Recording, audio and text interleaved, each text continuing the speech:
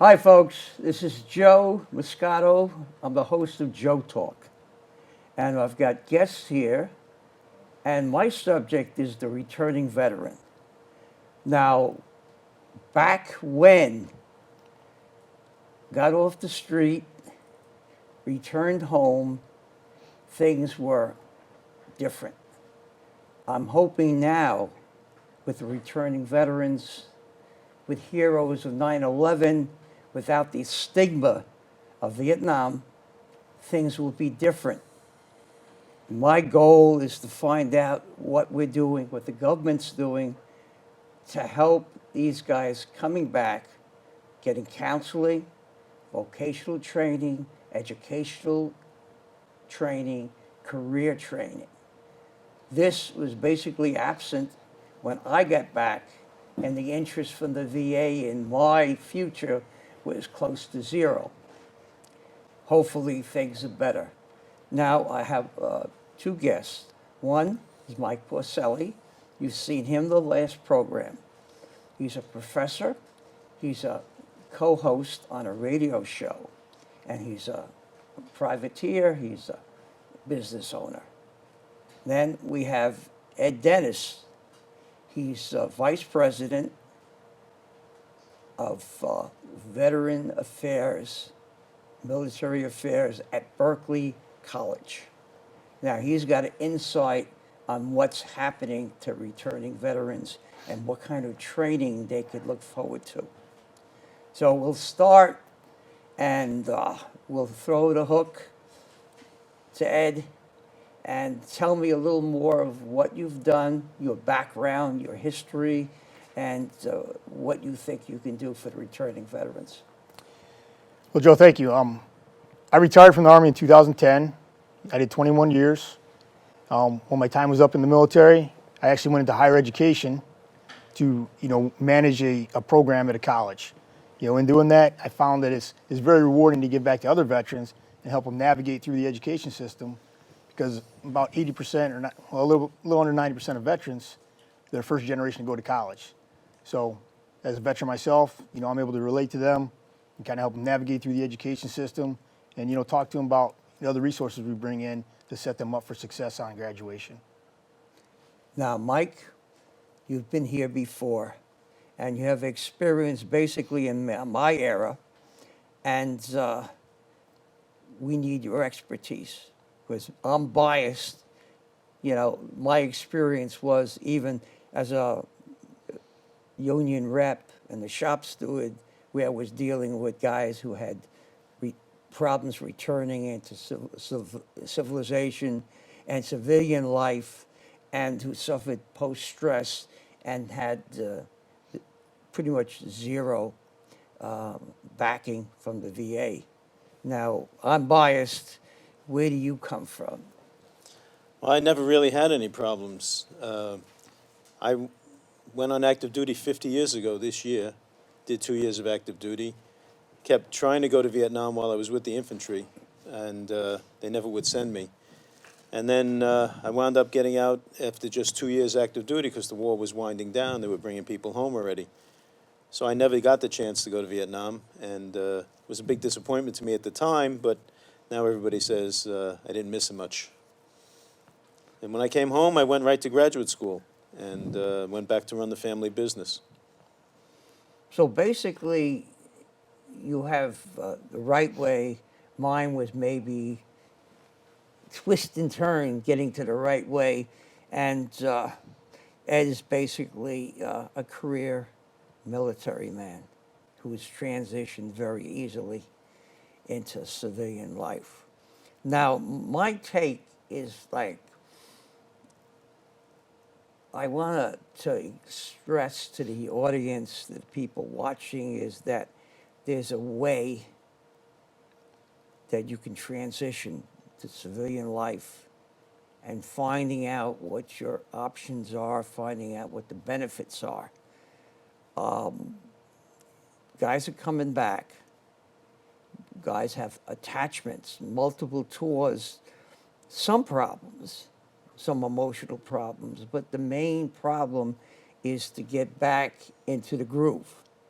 Now, the job, your job, and even the VA's job is having a system, a conduit of getting these guys counseled and pointed towards a career choice. Because it's not really fair getting out and facing like a decision what to do. It's very difficult to make a life decision after got rid of the uniform and you're on the street. In most cases, you're in combat, whether in Afghanistan or Iraq, and you're trying to integrate yourself into civilian life. The craziest story I heard is, I guess, probably almost like standard. It was the California surfer who comes back from the war in combat less than 16 hours before he landed in LA.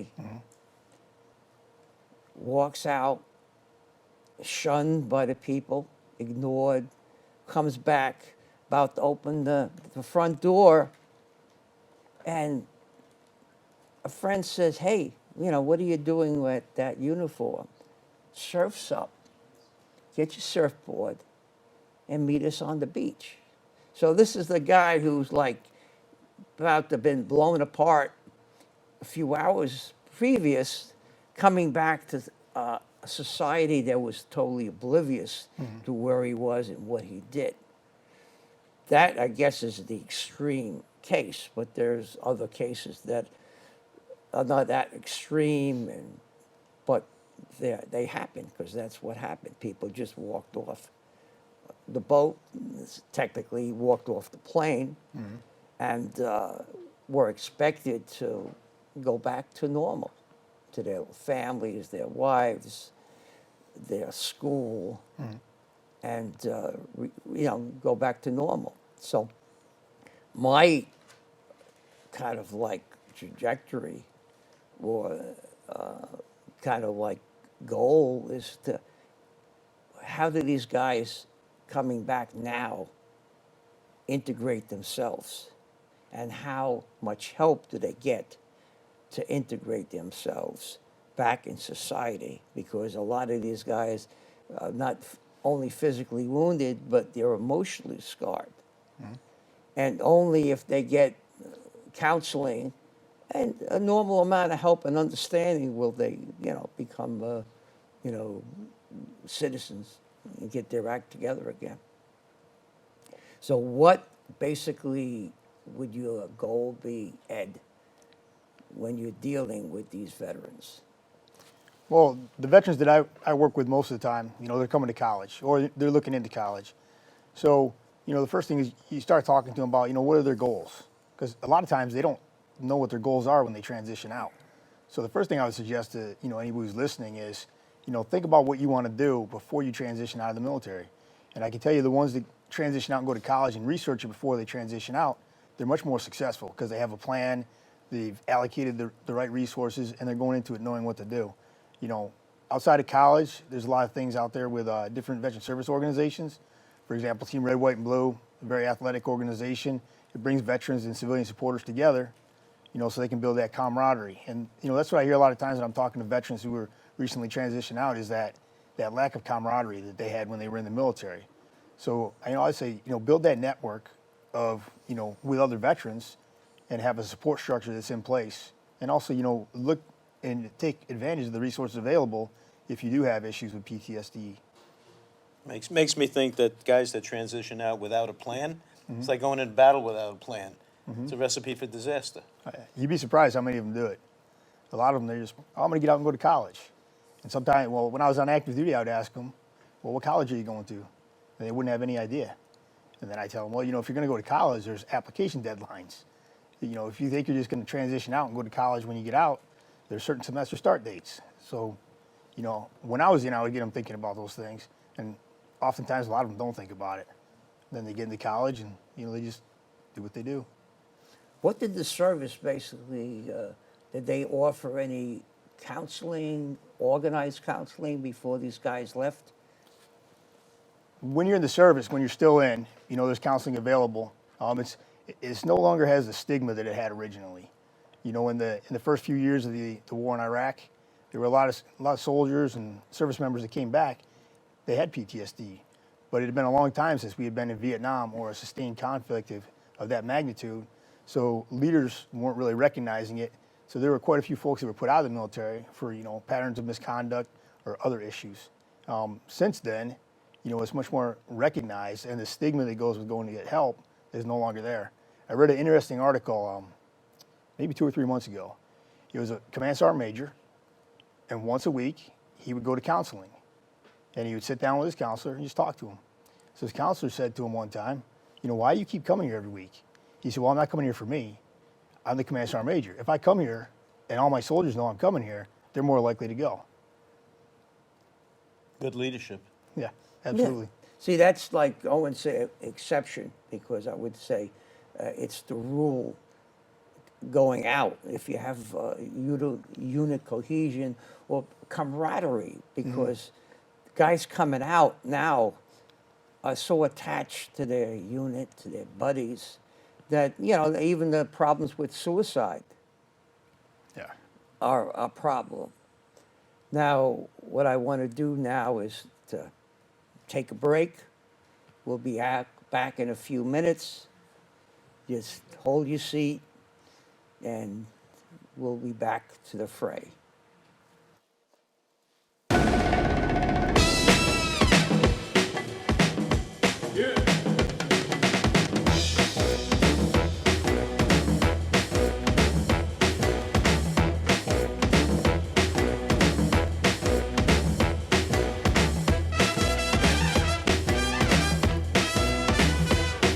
Sergeant Major really had the right idea.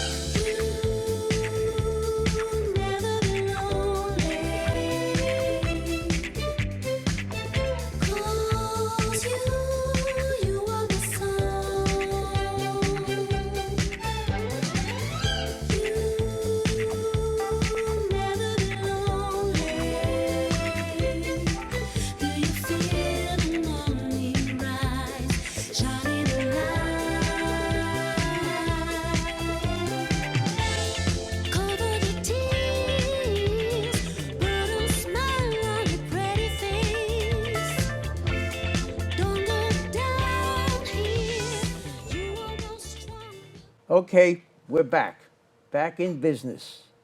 Now, I had last mentioned about the unit cohesion, or the fact that camaraderie, it's very strong about on,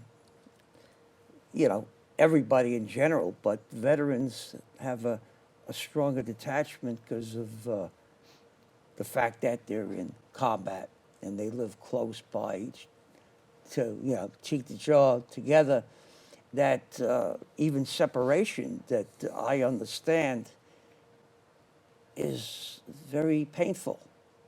You've done your tour, you want to get on with your life, but a lot of veterans have problems separating from their friends, and if their friends are still in combat, their unit is still in combat, causes a lot of stress. Now, I've seen programs, read about issues where a lot of this is now being addressed, but it seems only when it's on television that it seems to get to the level of being a problem. Because I never have seen programs when guys and even units have high suicide rates, that I actually see programs maybe after the fact from the VA addressing them. It's always like TV, when these things are noticed, and then there's a solution found, not when the solution is kind of like researched before the fact. Have you any problems, or should I say, issues with some of your students who have like psychological problems? Where Yeah. would they go other than the VA? Well, there's other resources out there. You know, at the college I work at, we had a health and wellness center. So there's counselors there that they can talk to, if they need to go in and talk with them. But there's the Robin Hood Project. There's civilian projects out there, Right, yeah. geared towards veterans. And I will say that a lot of the feedback I hear from veterans is they want to talk to a counselor who's actually a veteran as well, because they're able to connect with them better and be a little bit more open and honest with them and what's going on. So what would your take be on that, your experience? I really don't have experience with guys needing counseling. I teach at Bronx Community College. I have had a few veterans in my classes, and every college now has a veterans organization, which helps the guys connect. The guys that miss their buddies, Right. from being on active duty. Now they can connect with other students who are veterans. So that seems to help. Would you agree? Yeah, absolutely. You have two different categories, I would say, of veterans when they come out. Some of them don't want anything to do with the military or associating as a veteran. Then the other ones look for that camaraderie. And most colleges will have a veterans club on campus where they can come together, kind of talk about things, feel out, and, a lot of times they'll talk, well, avoid this professor, or, take this one. So it helps to build that camaraderie, and they look out for each other. If they notice something's wrong, they'll just ask them, what's going on? So it's basically a civilian effort, whether it's an institution, a college, or whatever, that's like carrying the ball. And I guess from my experience with the VA, which wasn't, particularly great, I sort of like biased. But I think maybe being out in civilian life and avoiding maybe the VA counseling or the stigma of going to the VA would be, I guess, a hell of a lot better than dealing with the VA. Because I had like experience with my union, and VA, I think it was in the 90s, maybe 95, were purging their lists of veterans who potentially would use the VA system and the hospital system. And they were saying, by this time, we'll say next month or 6 months down the line, if you don't think you will need the VA services, we'll take you off the rolls, as if you disappeared, that you never, served or whatever. So what I had done is that I had guys fill out questionnaires and actually troop the bunch back to the VA hospital in the Bronx to be sure that they were kept on the rolls. And the VA's response was, why waste our time? And I said, well, what happens if there's a malady that crops up, like the old Agent Orange or the anthrax vaccine, that can be addressed and can be proven that you were in a situation where you were exposed, came up like 20 years ago, 20 years after your service. What the hell do you do if you're a non-person and you don't exist, and all you have is discharge papers floating around somewhere, in the attic or in the basement, and it would take you maybe a year to find them? You have the card, you should have access, and their responsibility, the VA's, would be to research, your claim. So I got so much flack as if, Joe, why you bother us? Why did you bring all these people down? I literally had dozens, and also other unions reps took their own people down there. So I had forms in my hand, and I had guys literally on a daisy chain, like the kids, they tie their hands and walk down the hall. And, the kind of like welcome I got from the VA was less than, warm. Yeah. So I always looked at the VA as a negative thing. Maybe they're learning, there's certain things that they can do or they can do better. But I always had like a negative, idea of what the VA was doing. They were always behind the ball. But it seems with all the bad publicity they've had lately, they are trying to clean up their act, Yeah. and they seem to be doing it, right? Yeah, I mean, I use the VA once in a while. When I transitioned out in 2010, I'm an Iraqi veteran. Right. So they had the OEF, Iraqi Freedom, Center, where, if you transitioned out, they took you in, processed you, got you in the system, and kind of tracked you. So they also have another project that's going on, I think it's the Million Records Project, where they want to get, a million veterans. I don't think they'll ever get to that number, but they're trying to get a lot of veterans. Right. And they're following their medical histories so that they can identify, trends or, certain, whatever they're going to do with it. Right, But with the technology we have today, they're able to analyze it and identify things a little bit earlier and, notice trends and put resources towards them. Well, that would be a big deal because, I remember Iraq, and the first war was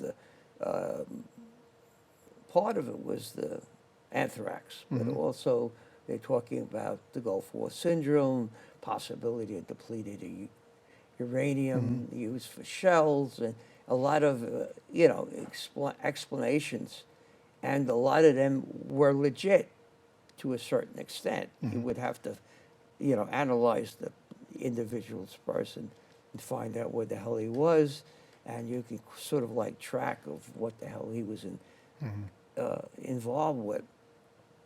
But this was like a tentative research, and I had an interest in it, and I did a little research, and everything was not from here. It went all the way to Israel, and doctors who were, involved with basically Israeli army, and finding out clues to what was bothering their soldiers, and kind of like, could this involve ours? So again, there was the anthrax, the fake testing, and only after a few additional people died, and it had to be weaponized, did actually people even start to admit there was a problem. Now, while I was there, everybody in my station was in panic mode, complete panic mode. The guys with the paper masks, they had people with gas masks that they had somehow pilfered from from the military. And once it came out that, well, they tested it and you don't have to worry about it, everybody kind of like a little more at ease, and then felt completely betrayed when it came out that these guys, fudged the tests. Yeah. So it's always like these things that stick in your mind, and you want to look for the positive. You don't want to look for the negative. You want to see that things are going better. And even in civilian life, there's a lot of programs that veterans can use, returning veterans, that will help them in their transition. There's a lot of programs now. That's the big difference between today and what we had 50 years ago. There's so many different groups and programs. Every college has groups where veterans are starting businesses, and I'm sure you have it at Berkeley too. Yeah, we have twice a month the Veterans Business Outreach Center actually sits in our Veterans Resource Center and talks to veterans that want to start a business. And then they follow up with appointments to look at their business plans and the financing to get them on track. Because a lot of the younger veterans, they want to get into entrepreneurship. And 50 years ago, there was no such thing as helping us start businesses. Yeah. But that's a big part of today's effort to help veterans get back into society. Yeah, absolutely. Well, with the background these guys got, the leadership background, dealing with different people, different cultures, this is a plus. It's not a minus. You don't get education like that on the street. No. Even in college, you get it. You really get it in the military, because you have, a form, a basis. You have people you have to deal with every day, and a regiment you have to deal with every day. So that teaches you. It teaches you a big lesson. We've come to the end of the program. Will our guests have any final thoughts? Mike, would you like to end it or add to it? Sure, I would just say to all veterans out there, everybody should join veterans organizations, the American Legion, VFW, Iraqi, Afghanistan veterans. Join a veterans organization and get into school. If you're not in school now, get back into school. How about you, Ed? That's great recommendations for everybody that's getting out or transitioning and already out. But I would just add to that to do your research. You wouldn't just go buy a car without researching it. And college is a big decision. So they should really research the college that they want to go to because they have limited time with their GI Bill. And if they go down the wrong path, they might not have enough to finish their degree. Good idea. So basically, it's direction, it's getting your act together, it's the aid that the private sector is giving the returning veterans and helping them to adjust. So thank you. We've had a great show. Wait for the next show. Thank you very much. It's Joe Talk.